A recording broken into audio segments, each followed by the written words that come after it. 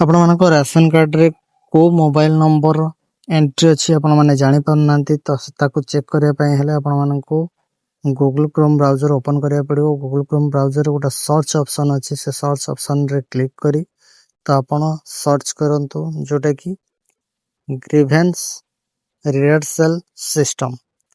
ତ ସେଠି ଏଇ ଯେଉଁ ଲିଙ୍କଟି ଓପନ୍ ହେବ ସେ ପ୍ରଥମ ଲିଙ୍କରେ ଆପଣ କ୍ଲିକ୍ କରନ୍ତୁ।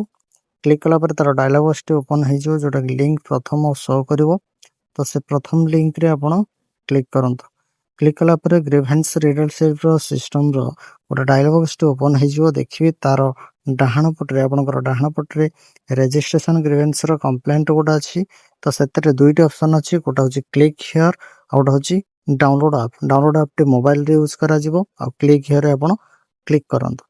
ତ ସେଠି ଆପଣମାନଙ୍କୁ ଡିସପ୍ଲେ କରିବ ଯେଉଁଟାକି ରାସନ କାର୍ଡ କନଫର୍ମେସନ୍ ପାଇଁ, ଯେଉଁଟାକି do you have ration card.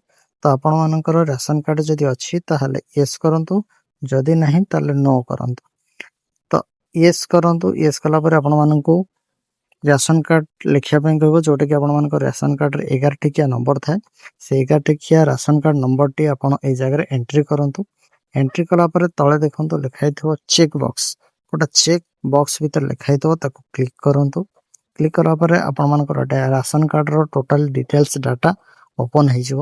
ତ ସେଇ ଜାଗାରେ ଦେଖିବେ ମୋବାଇଲ ନମ୍ବର ଜାଗାରେ ଗୋଟେ ଏଣ୍ଟ୍ରି ହେଇଥିବ। ତ ସେଇଟା ହେଉଛି ଆପଣମାନଙ୍କ ରାସନ କାର୍ଡରେ ଏଣ୍ଟ୍ରି ହେଇଥିବା ମୋବାଇଲ ନମ୍ବର।